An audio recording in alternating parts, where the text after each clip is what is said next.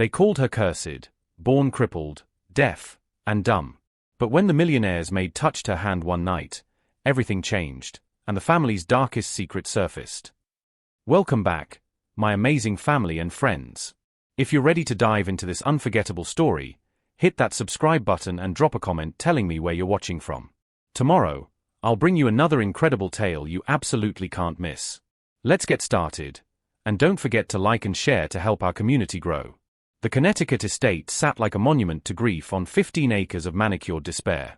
Thomas Whitmore stood at the floor-to-ceiling window of his study, a crystal tumbler of scotch catching the late afternoon sun, turning amber to gold in his hand. 42 years old, silver threading through his dark hair at the temples, he wore his wealth the way other men wore armor, tailored suits, Swiss watches, Italian leather shoes polished to mirrors. But wealth, he'd learned, couldn't buy back what God had taken. Behind him, his wife's voice cut through the silence like breaking glass. Another one quit.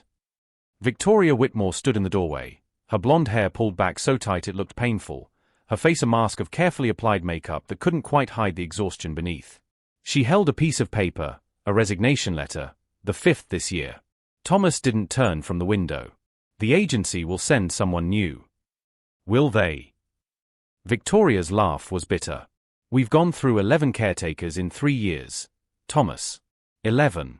The agencies are starting to, she paused, searching for a diplomatic word, question whether we're the right fit for their staff.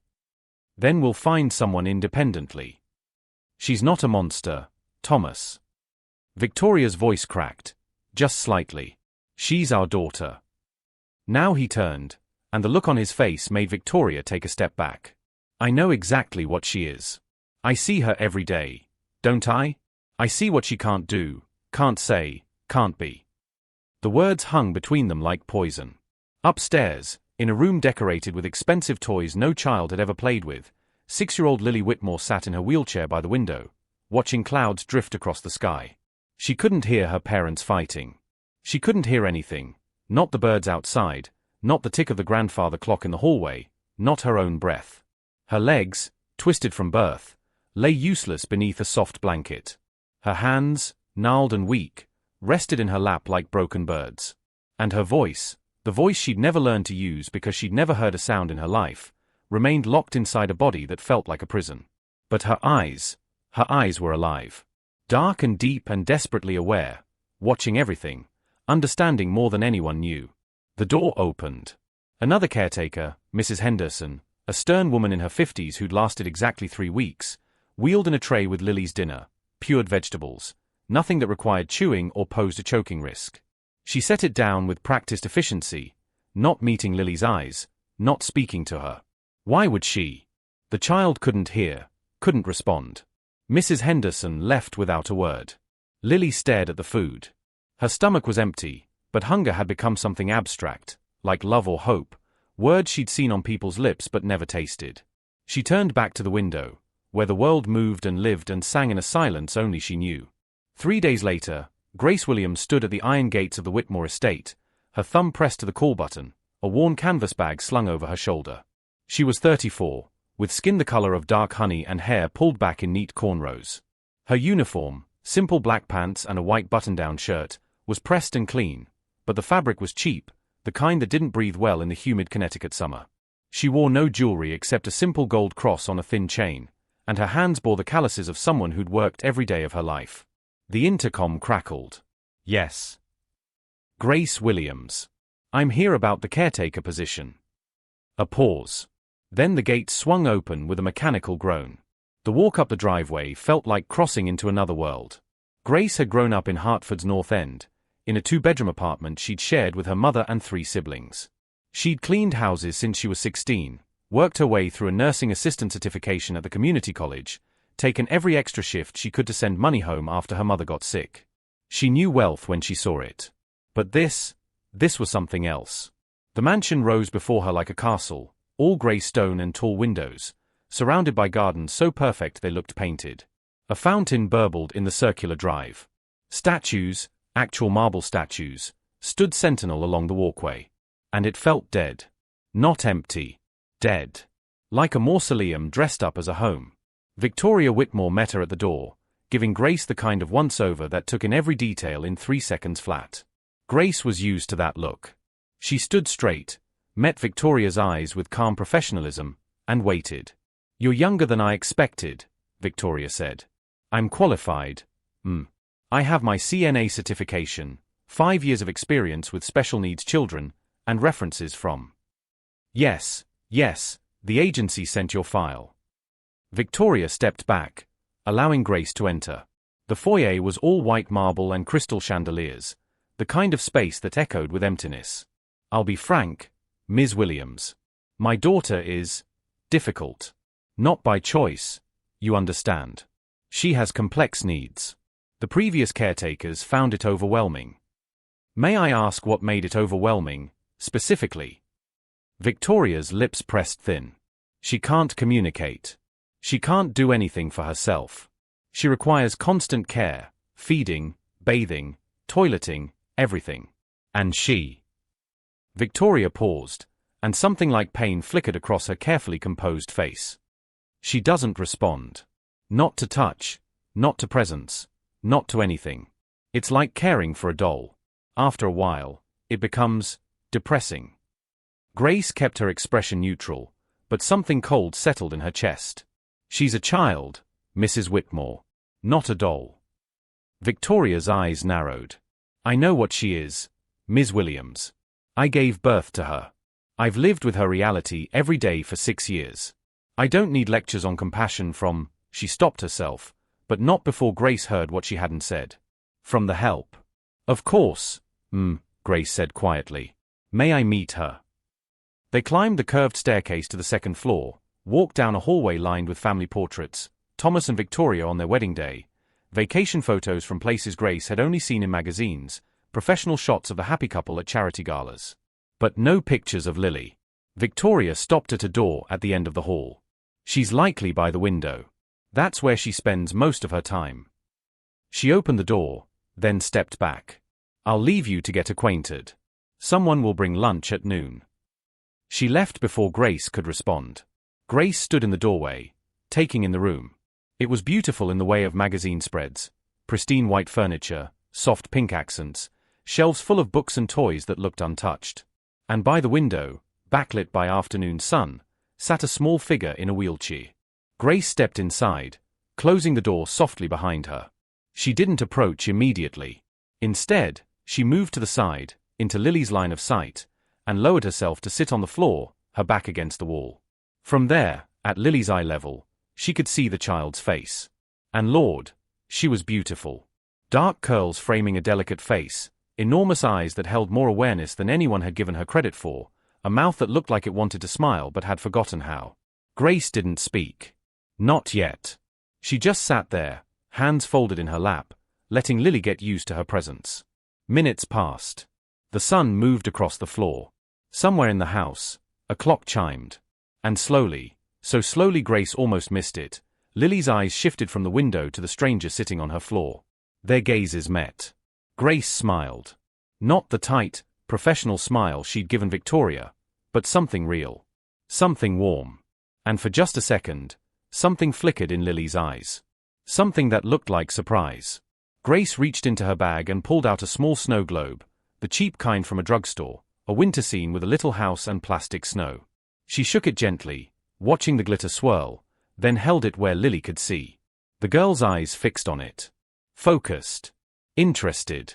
Grace set the snow globe on the floor between them, within Lily's line of sight but not in her lap. An offering, not an intrusion. Then she did something none of the other caretakers had ever done. She began to sing. Not loudly. Just a soft humming, a melody her own mother used to sing, an old spiritual about rivers and crossing over and being carried home. Grace wasn't thinking about whether Lily could hear it. She was just there. Present. Human. And Lily, who had spent 6 years in silence, who had been fed and changed and moved like a piece of furniture, who had never been treated like a person with thoughts and feelings and a soul that longed for connection. Lily watched the stranger who sat on the floor and sang, and something deep inside her, something that had been curled up tight and hidden away, began, ever so slightly, to unfold. Grace stayed there for an hour. She didn't try to feed Lily or change her or do any of the tasks on the care list Victoria had given her. She just sat, and sometimes hummed, and twice she moved the snow globe so the light caught it differently. When she finally stood to leave, she paused by Lily's wheelchair and did something else no one had done in years. She placed her hand gently on Lily's shoulder, not grabbing, not restraining, just touching. Present and warm and real. "I'll see you tomorrow, sweet girl," Grace said softly, knowing Lily couldn't hear the words but hoping somehow she'd understand the intention. "We're going to be friends, you and me." And as she left the room, she missed the small, almost imperceptible movement of Lily's twisted hand, reaching, just barely, toward where Grace had been. The first week, Grace simply showed up. Every morning at 7, she arrived at the service entrance. Victoria had made it clear the front door was for family and guests, and climbed the back stairs to Lily's room. Every morning, she found the girl exactly where she'd left her the day before, by the window, staring out at a world she couldn't hear, trapped in a body that wouldn't obey. And every morning, Grace sat on the floor and made herself present. She learned Lily's rhythms. The way the girl's breathing changed when she was uncomfortable. The tiny movements of her eyes that indicated interest or withdrawal. The tension that crept into her twisted hands when someone entered the room too quickly or touched her without warning. Grace also learned the house's rhythms, and they were colder than she'd expected. Thomas Whitmore rarely came to Lily's room.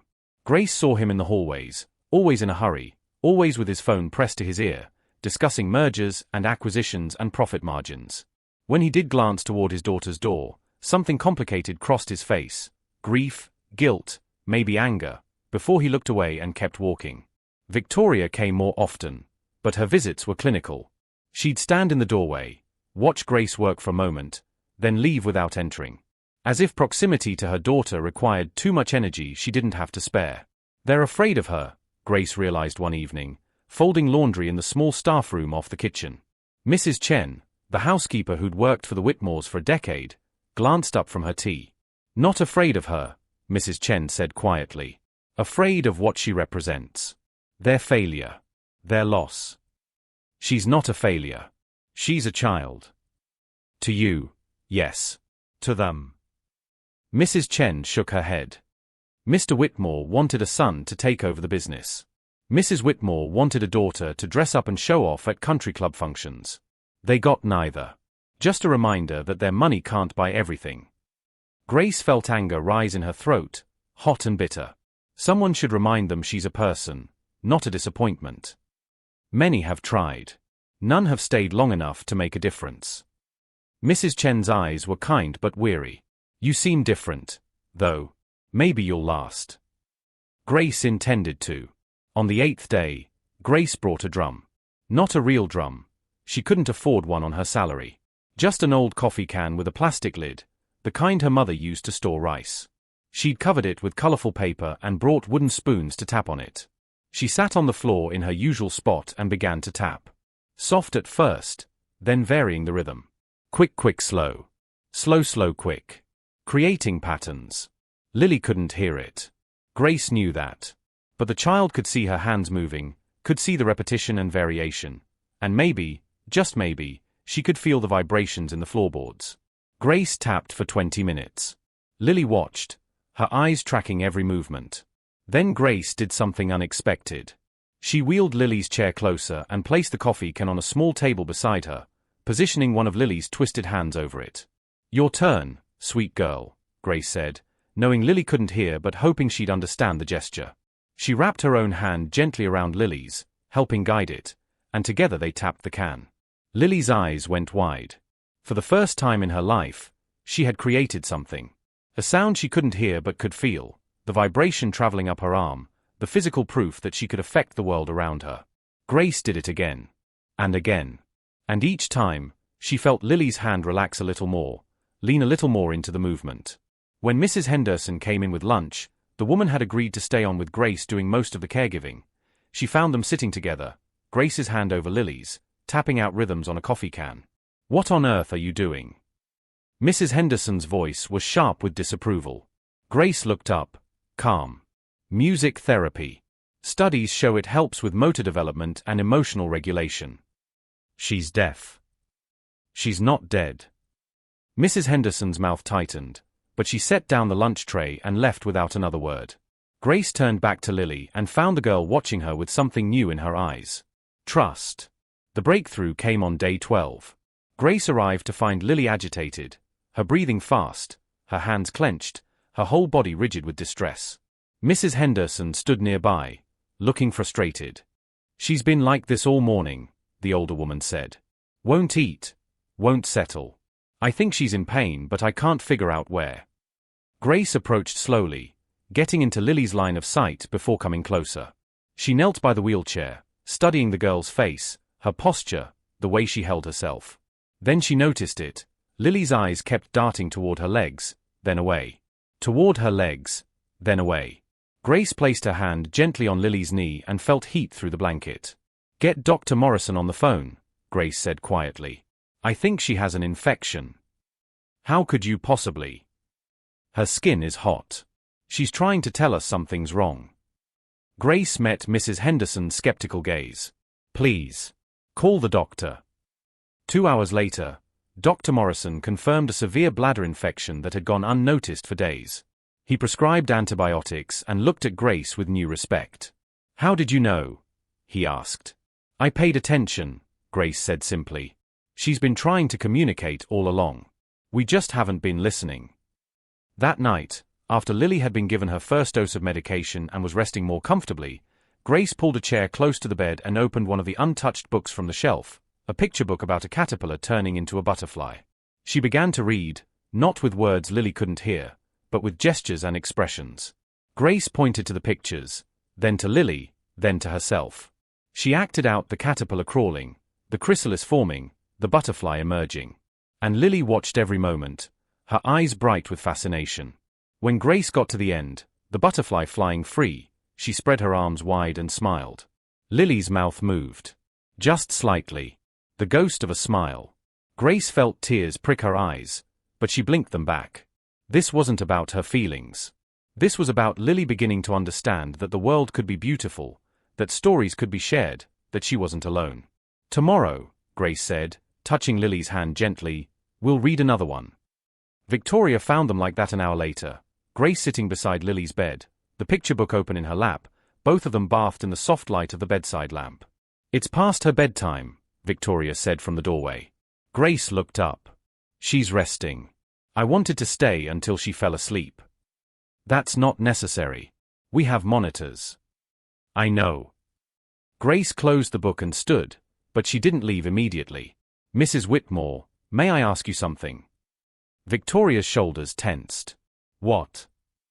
"When was the last time you read to her?" The question hung in the air like an accusation. Victoria's face went pale, then flushed with anger. "She can't hear stories, Ms. Williams." "No, but she can see them. She can feel your presence. She can." "Don't presume to tell me how to parent my child." Victoria's voice was ice. "You're an employee. You provide care. That's all." Grace held her ground. "With respect, I provide more than care. I provide connection. And that's what she needs most." "What she needs," Victoria said, her voice shaking now, "is medical attention and basic maintenance. What she needs is to be kept comfortable and safe. That's all we can give her. That's all anyone can give her." "That's not true." "It is." Victoria's mask cracked, just for a moment, and Grace saw the raw pain beneath. "Do you think I haven't tried? Do you think I haven't spent hours in that room, talking to her, singing to her, begging her to respond? She doesn't, Ms. Williams. She can't. And eventually, you'll realize that too, and you'll leave like all the others." Grace watched Victoria turn and walk away, her heels clicking on the marble floor, her spine rigid with the effort of holding herself together. And Grace understood, finally, what she was really fighting. Not Lily's disabilities. Not the family's wealth or prejudices. But their grief. Their surrender. Their decision that because Lily couldn't be fixed, she wasn't worth fighting for. Grace returned to Lily's bedside and looked down at the sleeping girl, at the peaceful expression on her face, at the way her twisted hand had curled around the edge of the blanket. "I'm not leaving," Grace whispered. "I promise you, sweet girl. I'm not leaving." The next morning, Grace arrived with a new plan. She'd spent half the night researching, reading everything she could find about deafblindness, about communication methods for nonverbal children, about breaking through when traditional approaches failed. And she'd remembered something her mother used to say: God gave us more than one way to speak. Grace set up a new routine. Every morning, before anything else, she and Lily would have conversation time. Grace would take Lily's hands, gently, always gently, and tap on them. 1 tap for yes. 2 taps for no. Then she'd ask simple questions, watching Lily's face for any sign of understanding. Are you comfortable? Are you hungry? Do you want to sit by the window? At first, there was no response. But Grace persisted. She brought in textured fabrics, silk and burlap and velvet, and let Lily feel them, watching which ones made her hands relax and which made them tense. She discovered that Lily liked soft things and recoiled from rough textures. She brought in items with different temperatures, a warm water bottle, a cool gel pack, and learned that Lily preferred warmth. She started tracking everything in a notebook: Lily's responses, her moods, the times of day when she seemed most alert. Mrs. Henderson thought she was crazy. Mrs. Chen thought she was dedicated. Victoria thought she was wasting her time. But Thomas Whitmore. Thomas had started watching. Grace didn't notice at first.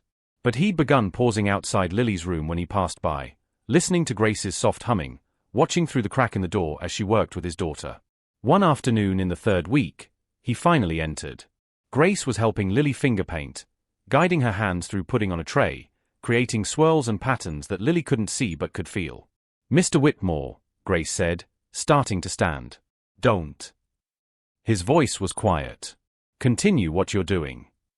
Grace hesitated, then continued, hyper-aware of his presence as he moved closer, watching his daughter's hands move through the pudding, creating chaos and beauty. She's making art, he said, and there was wonder in his voice. She's expressing herself, Grace corrected gently. It might not be traditional art, but it's hers. Thomas was silent for a long moment. Then, the infection. How did you know? She told me. She can't. She can. Just not with words. Grace looked up at him. She's been trying to communicate for 6 years, Mr. Whitmore. We just haven't been fluent in her language. Something in his face crumbled. He sank into a chair, suddenly looking older than his 42 years. When she was born, he said quietly, the doctors told us she'd never walk, never hear, never speak. They told us to consider our options. To think about quality of life. He laughed. Bitter. What they meant was, wouldn't it be easier to give up? Grace said nothing, just listened. Victoria wanted to try everything. Therapies, specialists, experimental treatments. We spent a fortune. Nothing worked. Nothing changed. And after a while. He trailed off. After a while, it was easier to stop trying, Grace finished softly. Yes. He looked at Lily, really looked at her, maybe for the first time in months. We told ourselves we were being realistic. Accepting reality. But we were just running away. Grace wiped Lily's hands clean and wrapped them in a soft towel. It's not too late, Mr. Whitmore.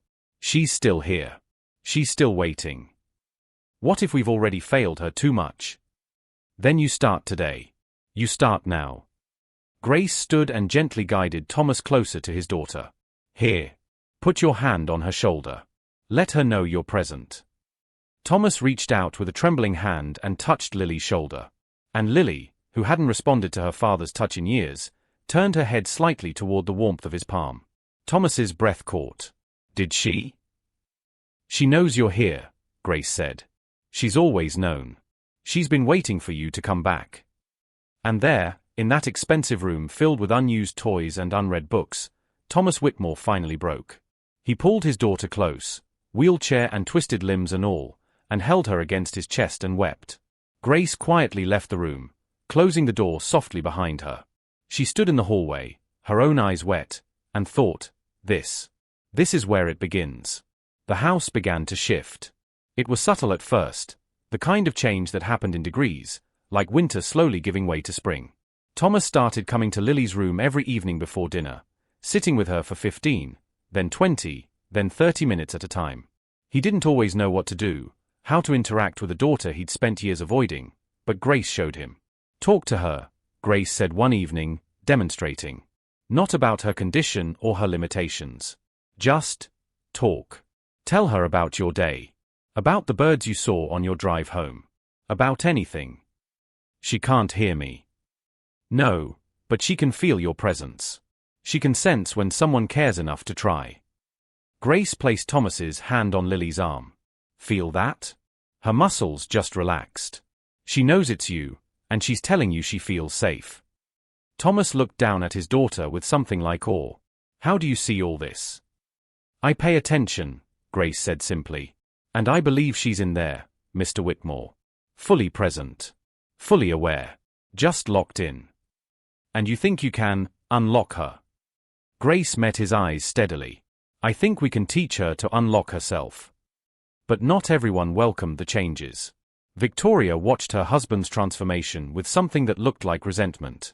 She'd see Thomas and Grace working together with Lily, see the careful way they touched her, the patience they showed, and her mouth would tighten into a thin line. One afternoon, she cornered Grace in the hallway. You're making him hope, Victoria said, her voice low and sharp. Do you understand how cruel that is? Grace kept her expression neutral. Hope isn't cruel, Mrs. Whitmore. It is when it's false. When it builds up expectations that can never be met. Victoria's eyes flashed. Lily isn't going to suddenly start walking or talking, Ms. Williams. No matter how many coffee cans you bang or how many pudding paintings you make. I know that. Do you? Because it seems like you're promising miracles. I'm not promising anything except presence. Consistency. Love. Grace's voice remained calm, but there was steel underneath. Things your daughter has been starved of. Victoria's hand flew up, and for a moment Grace thought she might actually strike her. But the older woman caught herself, her palm trembling in midair before dropping back to her side. You don't get to judge me, Victoria said, her voice shaking. You don't know what it's like to carry a child for 9 months, to dream about who she'll be, what she'll do, and then have all of that ripped away. To watch other mothers with their perfect children and know that you'll never have that. Never. Grace's expression softened. You're right. I don't know what that's like. But I do know what it's like to be invisible. To have people look through you instead of at you. To be treated like you don't matter. That's not the same. Isn't it? Grace held her ground. You're so busy grieving the daughter you didn't get that you can't see the daughter you have. And she's remarkable, Mrs. Whitmore. She's smart and aware and desperately lonely. And every day you stay away from her, you're telling her she's not worth your time. Victoria's face went white. Get out. Get out of my house. You're fired. Grace felt her stomach drop, but she kept her voice steady. You'll need to discuss that with Mr. Whitmore. He hired me. I don't need to discuss anything. This is my home, and I want you gone. The commotion had drawn Thomas from his study. He appeared at the top of the stairs, his face confused and concerned. What's going on? I'm firing Ms. Williams, Victoria said, her voice brittle. She's overstepped her bounds. Thomas looked between his wife and Grace, reading the tension. What happened? I told Mrs. Whitmore some truths she didn't want to hear, Grace said quietly. And she has every right to be angry with me. But Mr. Whitmore, with respect, your daughter needs consistency. Firing me now, when she's finally beginning to respond, when she's starting to trust, it would be devastating for her. She doesn't even know you're there, Victoria spat. Yes, she does. Thomas's voice was quiet but firm. He looked at his wife. Vicky, she does. I've seen it. The way she turns toward Grace's voice, the way she relaxes when Grace touches her. She knows. You've been there for 3 weeks and suddenly you're an expert on our daughter. No. I'm just finally paying attention. Thomas moved down the stairs, his expression sad. When did we stop, Vicky? When did we decide that because she couldn't be what we wanted, she wasn't worth our love? Victoria's composure shattered. Tears streamed down her carefully made-up face, cutting tracks through her foundation. I never stopped loving her. I couldn't keep breaking my heart every single day. It was easier to step back. To let professionals handle it. To not feel so much. Easier for you, Thomas said gently. But not for her. Victoria looked at Grace, then at her husband, then toward the stairs that led to Lily's room. I don't know how to be what she needs. Neither did I, Thomas admitted. But Grace is teaching us. If you'll let her. The silence stretched long and painful. Finally, Victoria nodded, just once, and fled down the hallway to her own room. Thomas turned to Grace. I'm sorry. She's not usually. She's hurting, Grace said. I understand that. But Mr. Whitmore, Lily's hurting too. And she doesn't have the luxury of walking away. I know. He ran a hand through his hair. Stay. Please. Whatever Victoria said, whatever happened, stay. We need you. Grace nodded. I will. For Lily. That night, Grace couldn't sleep. She lay in her small room off the kitchen, the staff quarters, barely large enough for a twin bed and a dresser, and thought about Victoria's words. About the grief of losing the child you'd imagined. About the courage it took to love the child you actually had. Grace understood grief. She'd lost her own mother 2 years ago to cancer, had watched her fade away slowly, had felt helpless and furious and broken. But she'd also learned that love didn't end just because someone changed, just because they couldn't be who they used to be. Her mother, in those final weeks, hadn't been able to walk or feed herself or remember Grace's name half the time. But she'd still been there, still been present, still been worth every moment Grace could give her. Lily was no different. Around midnight, Grace heard a sound, a soft thump from upstairs. She sat up, listening. Another thump. Then silence. She pulled on her robe and climbed the back stairs, moving quietly through the dark house. The sound had come from Lily's room. The door was ajar. Grace pushed it open and found Victoria sitting on the floor beside Lily's bed, her head in her hands, her shoulders shaking with silent sobs. Grace almost backed away, but Victoria looked up and saw her. I can't do this, Victoria whispered. I don't know how. Grace came into the room and sat down beside her, their backs against Lily's bed. For a long moment, neither spoke. When I found out I was pregnant, Victoria finally said, I planned everything. The nursery colors. The clothes I'd dress her in. The dance classes and piano lessons and debutante balls. I had her whole life mapped out. She laughed, the sound wet and broken. And then she was born, and none of it mattered. All those plans, all those dreams, gone in an instant. So you mourned, Grace said quietly. I mourned. And then I got angry. At the doctors, at God, at myself. I kept thinking, what did I do wrong? Was it something I ate, something I drank? Some sin I was being punished for? Mrs. Whitmore. And then the anger faded and there was just nothing. This terrible emptiness where my daughter should have been. Because the girl in that bed isn't the daughter I dreamed of. She'll never be that girl. Grace let the words settle before responding. No, she won't. But she's still someone. Someone real and present and worthy of love. Maybe even more worthy, because loving her requires more courage. Victoria turned to look at her, mascara smeared under her eyes. How are you not afraid? Of what? Of getting attached. Of caring for her day after day, knowing she'll never get better. Never be normal. Because normal is overrated, Grace said firmly. And better assumes she's somehow less than she should be. She's not less, Mrs. Whitmore. She's just different. And different isn't something to fear or fix, it's just something to understand. Victoria looked up at the bed, where Lily slept peacefully, moonlight streaming across her small face. I used to sit with her when she was a baby, before I knew how severe it was.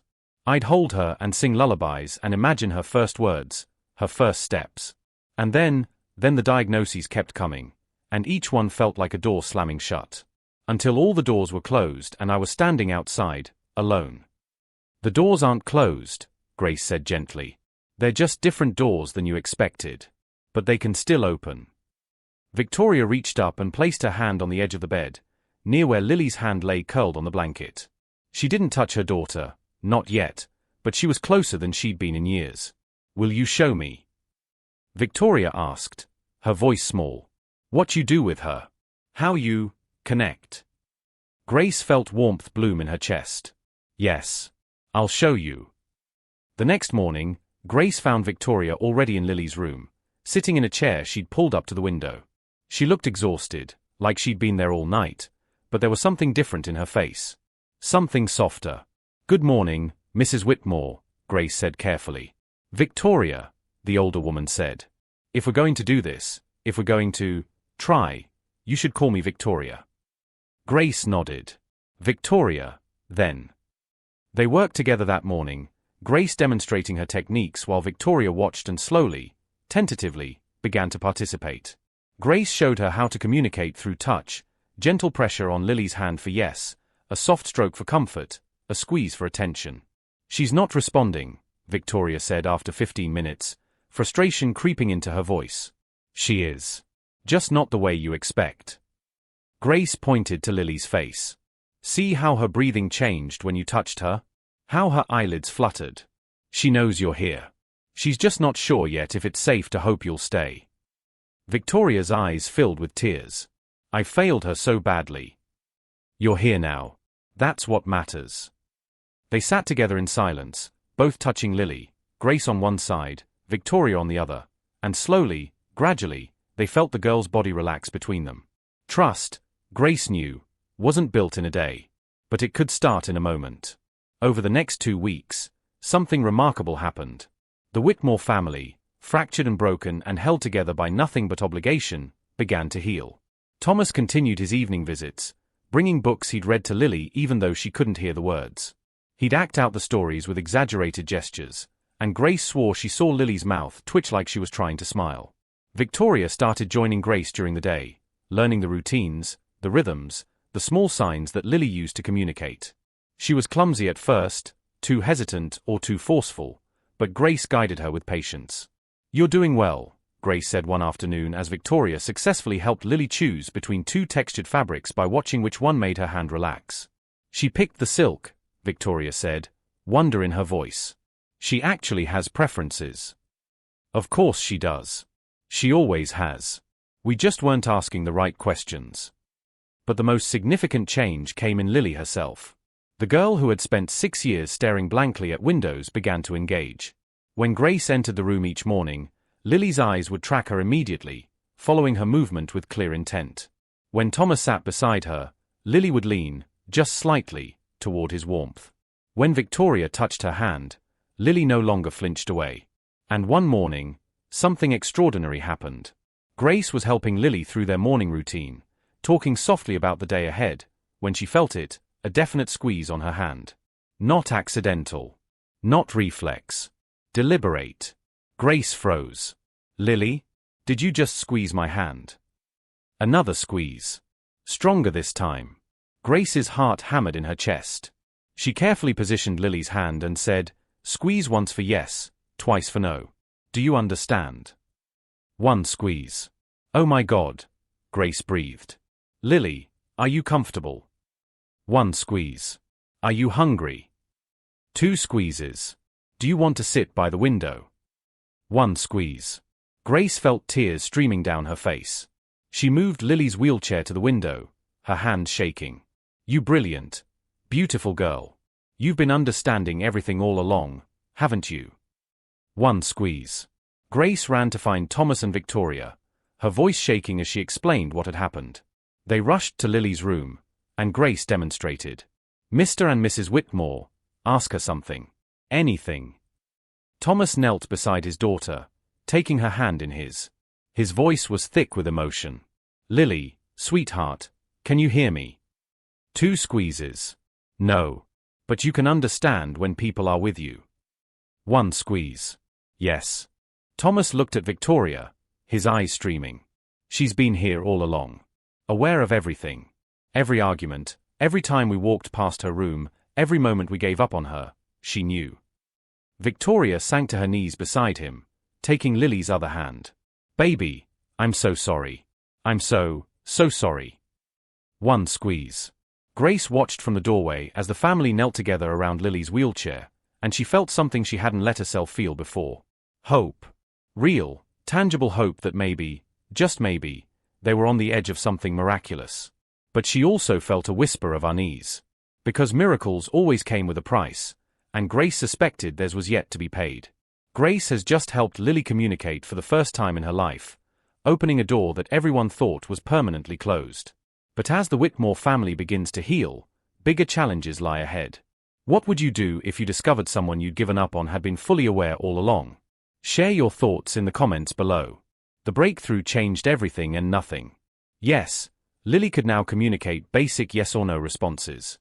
Yes, the family was more engaged than they'd been in years. But the girl was still trapped in a body that wouldn't obey her, still locked in silence, still dependent on others for every basic need. Grace knew this was just the beginning. The hard part was still to come. She started researching communication methods for deafblind children, spending her evenings at the public library downtown, photocopying pages from medical journals and special education textbooks. She learned about tactile sign language, about Braille, about assistive technology. But everything she read required abilities Lily didn't have: fine motor control, finger dexterity, physical strength. The girl's hands were so twisted, so weak, that even holding a spoon was beyond her. Grace refused to give up. She modified techniques, invented her own methods. She discovered that Lily could move her head, just slightly, and began using that for communication. Head to the left for yes, to the right for no. It was subtle, barely perceptible, but it was there. She found that Lily had more control over her facial muscles than anyone had realized.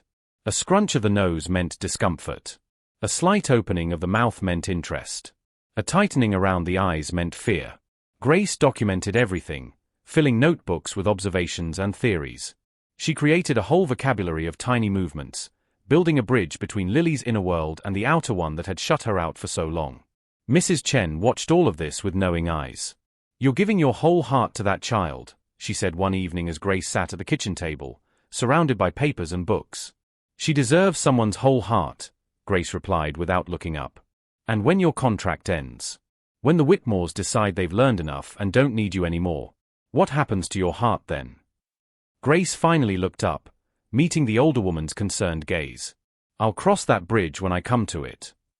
"That bridge is closer than you think." Grace didn't ask what she meant. She was afraid she already knew. The storm came on a Tuesday. Grace arrived at the mansion to find Thomas's car parked at an odd angle in the driveway, like he'd rushed home in the middle of the day. Inside, voices echoed from the study, Thomas and Victoria, arguing in fierce whispers. Grace climbed the back stairs to Lily's room, where she found Mrs. Henderson packing the girls' medical supplies into boxes. "What's happening?" Grace asked. Mrs. Henderson looked uncomfortable. "The Whitmores are meeting with the Greenberg Institute people today. They called this morning, apparently. Very last minute." Grace's blood went cold. The Greenberg Institute? That's a residential facility. "A very expensive, very exclusive residential facility," Mrs. Henderson corrected. "For children with complex needs. The Whitmores toured it years ago, when Lily was first diagnosed. They're going to send her away." Grace felt like the floor had dropped out from under her. "I don't know for certain, but..." Mrs. Henderson gestured to the boxes. "Mrs. Whitmore asked me to prepare an overnight bag. Just in case." Grace's mind raced. After everything, after all the progress, after Lily had finally started to connect with her family, they were going to send her away? She found Lily by the window, as always, but today the girl looked tense, her whole body rigid with anxiety. Grace knelt beside her. "Hey, sweet girl. I'm here." She took Lily's hand, and the girl squeezed it desperately. "You know something's wrong, don't you?" One squeeze. "Yes. Are you scared?" One squeeze. Grace's heart broke. She pulled Lily close, holding her as tightly as she dared. "I won't let them send you away. I promise. You're not going anywhere." But even as she made the promise, she knew she might not be able to keep it. The meeting happened in the formal living room, a space Grace had never entered, all antique furniture and oil paintings and Persian rugs that cost more than her yearly salary. She wasn't invited. But she stood in the hallway, just out of sight, and listened. There were 4 voices: Thomas, Victoria, and 2 others Grace didn't recognize. A man and a woman, both with calm, professional tones that set her teeth on edge. "The Greenberg Institute," the woman was saying, "provides the absolute highest level of care for children like Lily. 24-hour medical supervision, specialized therapists, adaptive equipment, everything she could possibly need." "And the other children?" Victoria asked. "Would she be integrated?" "We have separate wings for different needs levels," the man replied smoothly. Lily would be with children who have similar capabilities. She'd never feel out of place or inadequate. Because she'd be surrounded by other children the world had given up on, Grace thought bitterly. The cost, Thomas began, is substantial. Yes.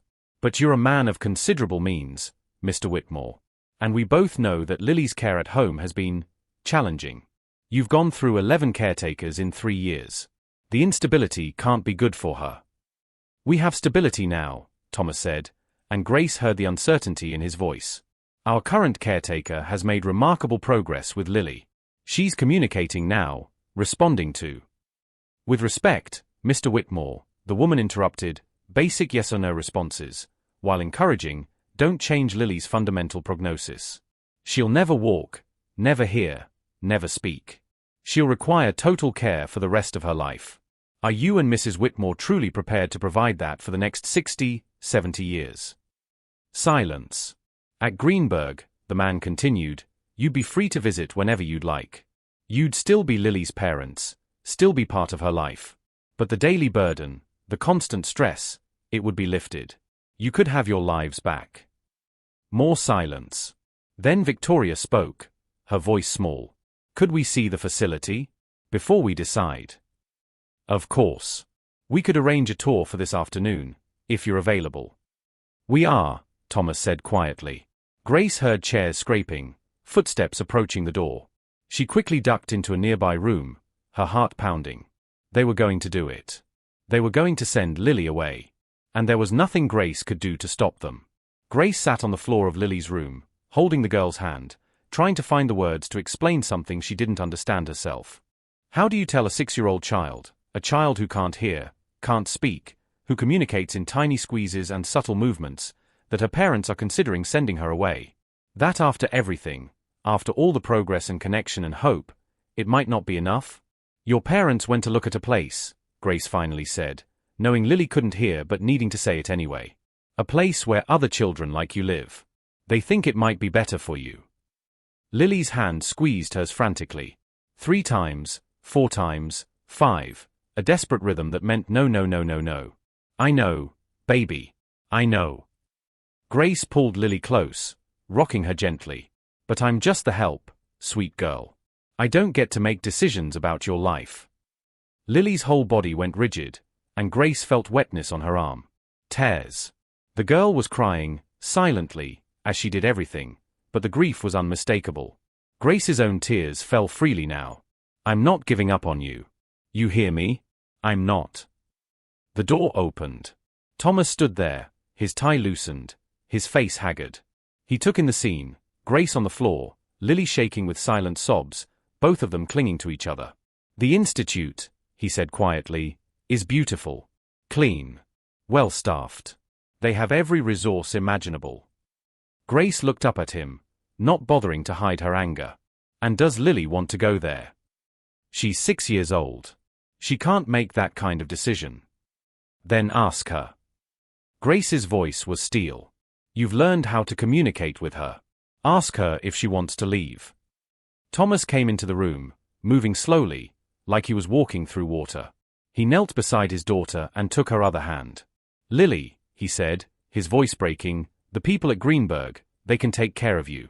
Better than we can. They have equipment and therapists and 2 squeezes. No. Thomas closed his eyes. Sweetheart, you don't understand. It's not about what we want. It's about what's best for you. 2 squeezes. Stronger. No. Mr. Whitmore, Grace said softly, she's telling you what's best for her. She's telling you she wants to stay home. With her family. For how long? Thomas's voice rose with frustration. How long can we sustain this? Victoria is falling apart. I'm neglecting my business. You're one person, Grace, and you can't be here 24 hours a day. What happens when you get sick? When you need a day off? When you decide you've had enough? I won't.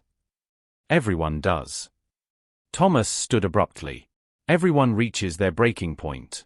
And when that happens, when Lily is left with some stranger who doesn't care about her the way you do, who doesn't understand her signals, who sees her as just another patient, what then? At least at Greenberg, The staff is trained. Permanent. Professional. And she'll be institutionalized, Grace shot back. Surrounded by paid caregivers who work in shifts, who'll never know her the way her family knows her. Who'll never love her. We do love her. Then prove it. Grace stood, still holding Lily's hand. Prove it by fighting for her. By refusing to take the easy way out. By being the parents she deserves instead of the parents who gave up.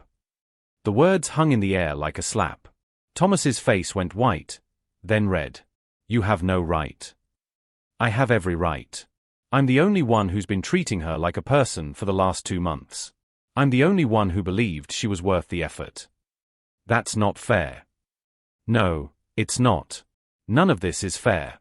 Not for Lily, not for you, not for anyone. But that's life, Mr. Whitmore. It's messy and hard, and sometimes it demands more than we think we can give. The question is whether you're going to rise to meet it or run away. Thomas stared at her, his chest heaving. Then, without another word, he turned and left the room. Grace sank back to the floor, suddenly exhausted. Lily's hand found hers again, and Grace held it like a lifeline. I might have just gotten myself fired, she whispered. But I meant every word. One squeeze. A thank you, in the only language Lily had. Victoria found Grace an hour later, still sitting with Lily, both of them silent and still. Thomas told me what you said. Victoria's voice was carefully neutral. Grace looked up, expecting to see anger. Instead, she saw something else, exhaustion, yes, but also a glimmer of something that might have been relief.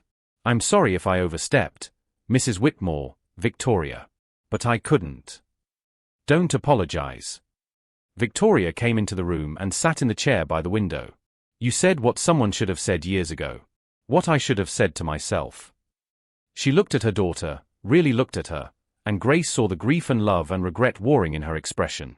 When we were at Greenberg, Victoria continued, they showed us the rooms. Private, comfortable, equipped with everything. And all I could think was how quiet it was. Not peaceful quiet. Empty quiet. The kind of quiet that comes when children have been forgotten. Grace waited, letting her talk. The director kept saying how Lily would be happy there. How she wouldn't know the difference. And I realized, she's wrong. Lily would know. Because you taught us that she knows everything. She's been knowing everything all along. Victoria's voice broke. We were going to abandon her, Grace. Make it official. Put her somewhere clean and professional so we wouldn't have to face what we'd done. What we'd failed to do. You haven't failed yet, Grace said quietly. Failure is giving up. You're still here. You still have a choice. Do we? Victoria looked at her with desperate eyes. Can we really do this? Can we be the parents she needs? Or are we fooling ourselves? Grace stood and moved to sit beside Victoria, both of them watching Lily together. I can't answer that for you, Grace said. But I can tell you what I see. I see a little girl who lights up when her father sits with her. Who relaxes when her mother touches her hand. Who's been waiting 6 years for her family to come back to her. And I see parents who are scared and grieving and imperfect, but who love their daughter enough to try. What if trying isn't enough? Then you try harder. You adapt. You learn. You find resources and support and people who can help. Grace took Victoria's hand. You don't give up and send her away. Victoria was quiet for a long moment.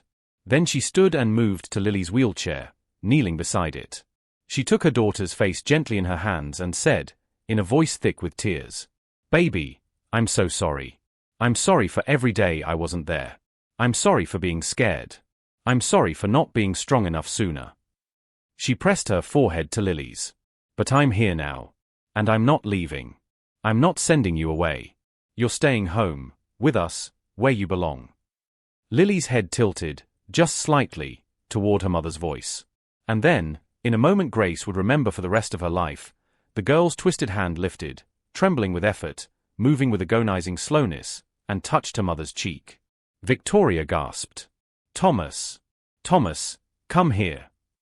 Thomas appeared in the doorway, and Victoria grabbed his hand, pulling him close. She touched me. She reached for me. That's impossible, Thomas breathed. The doctors said her motor control. The doctors said a lot of things, Grace said softly. But they didn't account for love. For motivation. For a little girl who wanted desperately enough to comfort her mother that she found a way. Thomas knelt beside his wife and daughter, and together they held Lily, this child they'd almost given up on, this miracle they'd almost thrown away.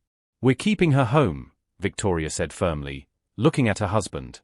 "I don't care how hard it gets. I don't care what we have to sacrifice. She stays with us." Thomas nodded, unable to speak around the lump in his throat. Grace backed quietly toward the door, giving them privacy. But Victoria called out, "Grace, wait." Grace turned. "Thank you," Victoria said simply. "For not giving up when we did. For seeing our daughter when we were blind." Grace smiled through her tears. "She's easy to see once you start looking." That evening, Grace sat in the kitchen with Mrs. Chen, drinking tea and feeling the exhaustion of the day settle into her bones. "They're keeping her home," Grace said. Mrs. Chen nodded, unsurprised. "You changed them. Changed the whole house." "I didn't change anything. I just opened a door." "Don't sell yourself short." Mrs. Chen refilled Grace's cup. "What you did, most people wouldn't have bothered. Easier to collect a paycheck and keep your head down. But you fought. For a child who couldn't fight for herself." Grace wrapped her hands around the warm mug, thinking about Lily's tiny hand reaching for her mother's face, about the way the family had knelt together around the wheelchair, about hope rekindled after years of darkness. "Mrs. Chen, can I ask you something?" "Of course." "Do you think miracles are real?" The older woman smiled. "I think miracles are just love made visible. And yes, child, I think they're very real." Late that night, Grace couldn't sleep. She climbed the back stairs to check on Lily one last time, a habit she developed over the past 2 months. She found Thomas there, sitting beside his daughter's bed in the dark, holding her hand. "I used to come here when she was a baby," he said quietly, not turning around. "Before we knew how severe it was. I'd watch her sleep and imagine her future. Teaching her to ride a bike. Walking her down the aisle at her wedding. Holding my grandchildren." He paused, and Grace saw his shoulders shake. "And when those dreams died, I mourned them. But I also used that mourning as an excuse. An excuse to stop trying. To stop being her father." "You're being her father now," Grace said gently. "Am I? Or am I just feeling guilty?" Thomas looked at her, his face haggard in the dim light. "How do I make up for 6 years, Grace? 6 years of absence? Of treating her like a problem to be managed instead of a person to be loved?" Grace came into the room and sat on the other side of the bed. "You can't make up for lost time, Mr. Whitmore. You can only commit to being present for the time you have left. That seems inadequate." "Maybe. But it's all any of us can do." She touched Lily's other hand gently. "The beautiful thing about children is they're remarkably forgiving. All she wants is to be seen. To be loved. To matter. Give her that, and the past becomes just a chapter. Not the whole story." Thomas was quiet for a long time. Then, "Will you stay? Long term, I mean. Help us learn to be the parents she needs." Grace hesitated. She thought about her tiny room, her modest salary, the way the Whitmore's world felt like a foreign country. But she also thought about Lily's hand squeezing hers, about the miracle of connection, about being part of something bigger than herself. "Yes," she said finally. "I'll stay. We'll increase your salary. Give you better accommodations. Whatever you need."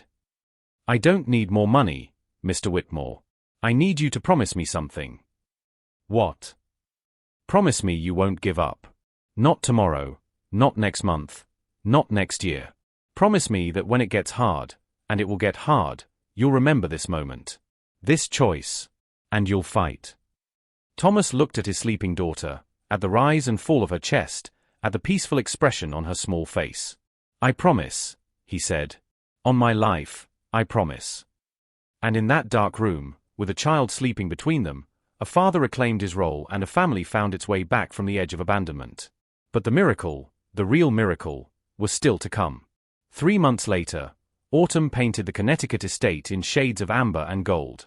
Grace stood at Lily's window, watching leaves spiral down from the oak trees, feeling the warmth of the afternoon sun on her face. Behind her, She heard the sound she'd worked so hard to create, the sound of a family being together. Victoria sat on the floor with Lily, both of them bent over tactile book Grace had made, each page covered with different textures: sandpaper, velvet, bubble wrap, silk. Victoria guided Lily's hand from page to page, narrating in a soft voice even though her daughter couldn't hear, because they'd all learned that presence mattered more than words. Thomas sat nearby in an armchair, reading emails on his tablet but looking up every few minutes to watch his wife and daughter, a small smile playing at his lips. It was ordinary. Beautifully, impossibly ordinary. "Grace," Victoria called, "come look at this." Grace crossed the room and knelt beside them. Victoria pointed to the page covered in bubble wrap, Lily's favorite texture, and Grace watched as the girl's fingers moved across it with more control than she'd had even a week ago. The physical therapy sessions were paying off. Slowly, incrementally, but undeniably. "She's getting stronger," Victoria said, wonder in her voice. "Her grip has improved." "Muscle memory," Grace explained. "The more we engage her, the more neural pathways we build. Her brain is learning to work around the limitations." Thomas looked up from his tablet. Dr. Morrison said something similar at her last checkup. He called it neuroplasticity. Said he'd never seen improvement like this in a child with Lily's condition. "That's because most children with Lily's condition don't get consistent, loving engagement," Grace said. "They get written off as hopeless. But the brain is remarkably adaptive when given the chance." Victoria looked at Grace with an expression that had become familiar over the past months, gratitude mixed with something like awe. "You saved her life. You know. Not just physically. But her soul. Her chance to be human in a world that wanted to make her invisible." "I didn't save anything," Grace said firmly. "You did. Both of you. When you chose to keep her home. When you chose to fight." "We almost didn't," Thomas said quietly. "If you hadn't pushed us. But you did choose. That's what matters." A comfortable silence settled over the room, broken only by the soft rustle of pages as Victoria continued guiding Lily through the book. Grace felt something shift in her chest, a bittersweet ache that had been building for weeks. She'd done what she'd come here to do. The family was healing. They'd learned to communicate with Lily, to engage her, to see her. They didn't need Grace the way they once had. And Grace needed to figure out what came next. That evening, after Lily had been settled for the night, Victoria found Grace in the kitchen, making tea. "Can we talk?" Victoria asked, and something in her tone made Grace's stomach tighten. They sat at the small kitchen table, just the two of them. Mrs. Chen had gone home for the day, and Thomas was in his study, finishing work calls. "I've been thinking about Lily's care going forward," Victoria began, wrapping her hands around her own mug. "About what she needs. What we can provide." Here it comes, Grace thought.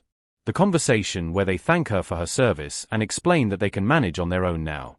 "We want to adopt," Victoria said. Grace blinked, confused. "I'm sorry. Not another child." "I mean," Victoria laughed, nervous. "God, I'm saying this all wrong. Thomas and I talked to our lawyers. We want to legally adopt you into the family. Make you Lily's guardian alongside us. Give you decision-making authority, inheritance rights, everything." Grace's tea mug slipped from her suddenly numb fingers, crashing to the floor. Neither of them moved to clean it up. "You want to, what?" "We know it's unconventional," Victoria rushed on. "But you're not just an employee, Grace. You're not even just a caretaker. You're Lily's. I don't know what to call it. Her interpreter? Her advocate? Her voice in a world that couldn't hear her." "Victoria, Please, let me finish." Victoria's eyes were bright with unshed tears. "You gave us our daughter back. You gave us ourselves back. And the thought of you leaving, of Lily losing you, of us losing you, it's unbearable.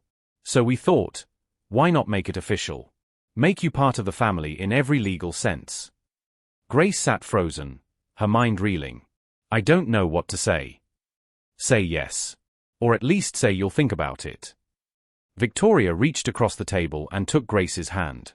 "You belong here, Grace. With us. With Lily. Surely you feel that."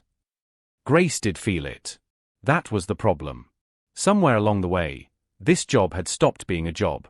This house had stopped being just a workplace. These people, this difficult, broken, healing family, had become hers. "I need to think," Grace said finally. It's a lot." "Of course. Take all the time you need." Victoria stood, squeezing Grace's hand once more before leaving. Grace sat alone in the kitchen, staring at the spilled tea spreading across the floor, trying to make sense of emotions too big to name. She found her answer 3 days later, in the most unexpected place. Grace had taken Lily outside to the garden, something they did every afternoon now, weather permitting. The girl loved the feel of sun on her face, the vibration of wind through the trees, the way different flowers had different textures when Grace guided her hands to touch them. They were sitting on a blanket under an oak tree when Grace heard footsteps approaching. She looked up to see a young woman, maybe 25, well-dressed, with a camera around her neck. "I'm sorry to intrude," the woman said. "I'm Jennifer Park, from the Hartford Gazette. I'm doing a feature on families with special needs children, and your neighbors mentioned the Whitmores. Would you be willing to talk to me?"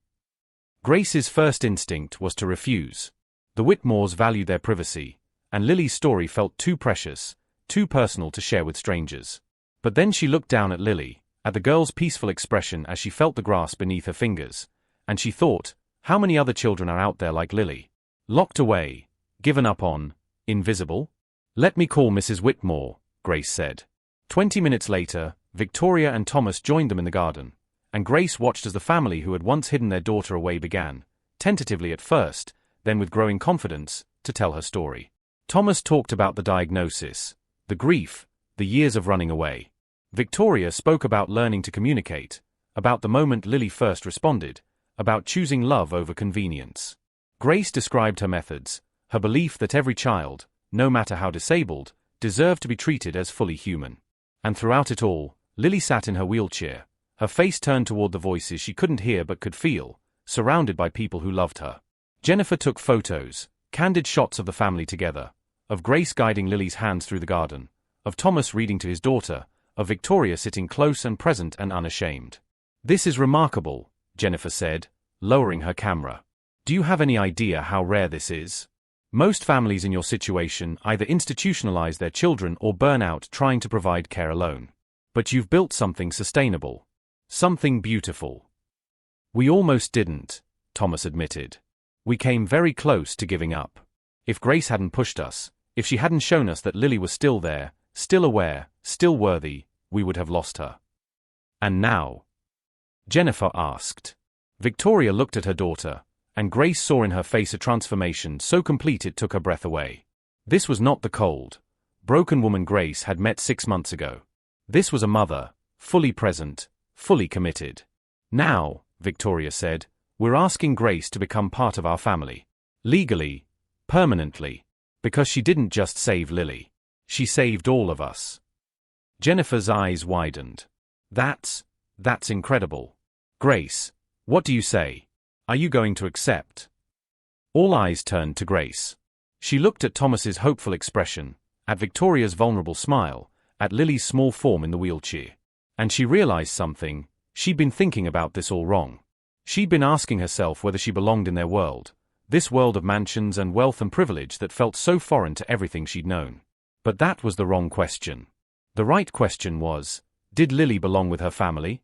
Did this child, this miraculous, resilient, beautiful child, deserve to grow up surrounded by people who loved her? And the answer to that was unquestionably yes. Which meant Grace's place was here, ensuring that love continued. Not as an employee. Not as an outsider. But as family. "Yes," Grace said, her voice steady and sure. "Yes, I'll stay. I'll be part of this family. Because Lily deserves to be surrounded by people who believe in her. And because..." She looked at Victoria and Thomas. "Because you've become my family too." Victoria's composure shattered. She crossed the space between them and pulled Grace into a fierce embrace, both women crying now, releasing months of tension and fear and hope. Thomas joined them, his arms around both women, and then, carefully, gently, he lifted Lily from her wheelchair and brought her into their circle. And there, in the golden afternoon light, a family that had been broken began to heal in earnest. Jennifer clicked her camera, capturing the moment, but Grace barely noticed. She was too busy feeling Lily's hand squeeze hers, Once, then twice, then 3 times. A new signal they'd been working on. I love you. The article ran 2 weeks later, on the front page of the Hartford Gazette's Sunday edition. The headline read, "The Quiet Miracle, How One Caretaker Taught a Family to See Their Invisible Daughter." The story went viral, picked up by national news outlets, shared thousands of times on social media, generating calls and emails from families across the country dealing with similar situations. But for Grace, the real miracle wasn't the attention or the accolades or even the adoption papers that Thomas's lawyers were drawing up. The real miracle happened every day, in small moments that most people would overlook. It happened when Thomas came home from work and headed straight to Lily's room, eager to tell her about his day even though she couldn't hear him. It happened when Victoria spent hours creating new tactile books, researching textures and patterns, determined to give her daughter access to stories. It happened when Lily's face lit up, a small smile, barely there but undeniable, at the touch of Grace's hand. It happened when the whole family sat together at dinner, with Lily's wheelchair pulled up to the table, her plate modified for her needs but her presence absolutely central. It happened in the way strangers stopped staring at Lily like she was tragic and started seeing her the way her family did, as a person, complex and valuable and loved. 6 months after the article, on a bright spring morning, Grace stood in a courtroom in downtown Hartford. She wore a simple blue dress, the nicest thing she owned, and stood between Thomas and Victoria as the judge reviewed the adoption papers. Behind them sat Mrs. Chen, a few of Grace's friends from the community college, and her younger sister who'd driven up from the city. "This is highly unusual," the judge said, looking over her reading glasses at the 3 adults before her. "Adult adoption is typically reserved for step-parent situations or inheritance purposes." "With respect, Your Honor," Thomas's lawyer said, "this situation is highly unusual. Miss Williams has become integral to the care and well-being of the Whitmore's disabled daughter. Making her a legal family member ensures continuity of care and provides her with the authority to make medical decisions when the parents are unavailable." The judge looked directly at Grace. "Miss Williams, do you understand that this adoption will legally make you the Whitmore's daughter? That you'll have inheritance rights, family privileges, and responsibilities?" "Yes, Your Honor," Grace said clearly. "And you're certain this is what you want? Not coerced in any way?" Grace thought about Lily, waiting at home with a private nurse they'd hired to give Grace the day off. She thought about the little girl who'd been invisible for 6 years until someone finally looked. "I'm certain," Grace said. "This family, they gave me a purpose. A place to belong. And I intend to honor that for the rest of my life." The judge smiled, the first real warmth she'd shown. "Then it's my pleasure to grant this petition. Miss Williams, you are now legally Grace Williams Whitmore, daughter of Thomas and Victoria Whitmore, with all rights and responsibilities thereof." She banged her gavel. "Congratulations." Victoria was crying, happy tears this time. Thomas embraced Grace like she really was his daughter. Mrs. Chen dabbed at her eyes with a handkerchief. And Grace felt something slot into place inside her chest. A belonging she'd been searching for her whole life without knowing it. They celebrated that evening with a small dinner party at the estate. Mrs. Chen had outdone herself, a feast laid out in the formal dining room that was now used regularly instead of sitting empty and cold. Grace's sister was there, along with Dr. Morrison and his wife, Jennifer Park from the Gazette, and a few of the therapists who now worked with Lily regularly. But the place of honor at the table belonged to Lily. The girl wore a new dress. Victoria had taken to dressing her daughter in pretty things again, seeing beauty where she'd once seen only tragedy. Her wheelchair was decorated with ribbons. And though she couldn't participate in the conversation in traditional ways, everyone at the table made sure to include her. They touched her hand when they spoke to her. They described the food on her plate, the flowers on the table, the laughter and warmth filling the room. They treated her not as an object of pity but as the reason they were all gathered, the miracle that had brought them together. After dinner, as guests mingled in the living room, Grace wheeled Lily out to the garden. The spring air was mild, the last of the sunset painting the sky in shades of pink and gold. Grace sat on a bench and positioned Lily's wheelchair beside her, taking the girl's hand. "You know what today means, sweet girl," Grace said softly, knowing Lily couldn't hear but needing to say it anyway. "It means I'm your sister now. Officially. Legally. Forever." Lily's hand squeezed once. "Yes. Understanding. I want you to know something," Grace continued. "Before I came here, I thought I knew what my life was supposed to be. Small. Simple. Just getting by. But you showed me something bigger. You showed me that love isn't convenient or easy. That real love requires showing up every day, even when it's hard. Especially when it's hard. She felt Lily's fingers tighten around hers. Your parents love you so much, Lily. They always did. They just got lost for a while. Scared. But they found their way back. And you know why? Because you're worth finding. You're worth fighting for. You're worth everything. Grace looked out at the garden, at the roses beginning to bloom, at the oak tree where they'd sat for Jennifer's photos, at the life that had grown from soil that had seemed barren. I used to think miracles were big, dramatic things, Grace said. Lightning bolts and parted seas. But I know better now. Miracles are quiet. They're patient. They're the work of showing up every single day and believing something impossible can become possible. She felt a different pressure on her hand, not a squeeze, but a gentle stroke. Lily's thumb, moving deliberately across Grace's skin. Grace's breath caught. That was new. A voluntary movement more complex than anything Lily had done before. Did you just? Grace looked down at their joined hands, then up at Lily's face. The girl's mouth was moving. Just slightly. Forming a shape Grace had seen before in videos of children learning to speak. An M sound. The beginning of mama or more or. Grace's heart stopped. Or miracle. Oh, sweet girl, Grace whispered, tears streaming down her face.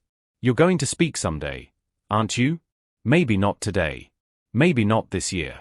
But someday. Because impossible isn't the same as never. And you've already proven that. Behind them, the house glowed with warm light and the sound of people who cared, who'd chosen to love instead of abandoning, who'd learned that the greatest miracles often came disguised as the hardest work. Grace pulled Lily close, holding her sister, her daughter in all but biology, her miracle, her purpose, and watched the stars begin to appear in the darkening sky. We're going to have such a beautiful life, Grace promised. All of us together. I'm going to teach you everything I know. And you're going to teach me even more. About courage. About resilience. About what it means to be fully human, even when the world says you're not. Lily's hand found Grace's again and squeezed 3 times. I love you. And Grace squeezed back, the same rhythm, speaking the language they'd built together from silence and hope and stubborn, unyielding love. Inside, someone called for them. Dinner was being served, dessert was ready, the family was gathering. Grace stood and wheeled Lily back toward the house, toward the light and laughter and belonging. Toward home. 2 years later, the Whitmore Foundation opened its doors. Located in downtown Hartford, the center provided resources for families with special needs children, communication specialists, physical therapists, support groups, educational materials, and most importantly, hope. The lobby featured a large photograph, Grace and Lily in the garden, their hands intertwined, both of them smiling at something beyond the camera's frame. Beneath it, a plaque read, "For Lily, who taught us that miracles don't announce themselves with trumpets. They whisper in the dark, patient and persistent, until even the deaf can hear." Grace worked there 3 days a week, training caretakers in the communication methods she developed with Lily, speaking to parent groups about the importance of presence and persistence. The other 4 days, she was home with Lily, continuing the work that never really ended, the daily practice of connection, the slow accumulation of tiny victories that added up to a transformed life. Lily, now 8, had made progress no one thought possible. She still couldn't walk. She still couldn't hear. But she'd learned to make sounds, rough, unformed, but intentional. She could move her hands with increasing control. She could express preferences, emotions, needs. And she smiled. Lord, how she smiled. The Whitmore house was different too. No longer a mausoleum but a home, full of life and mess and love. Therapists came and went. Support staff moved through on schedules. Friends visited. Victoria had started a blog about raising Lily, building a community of parents who'd felt alone. Thomas had stepped back from some of his business commitments, spending more time at home, more time with his daughter. He discovered that the greatest success wasn't measured in profit margins, but in the way Lily's face lit up when he walked into a room. And Grace. Grace had found what she'd been searching for her whole life without knowing it. Purpose. Family. Home. One evening, as autumn painted the estate gold once more, Grace sat with Lily in their favorite spot, the garden, under the oak tree, watching leaves spiral down. Lily was nestled against Grace's side, making the soft humming sounds that meant contentment.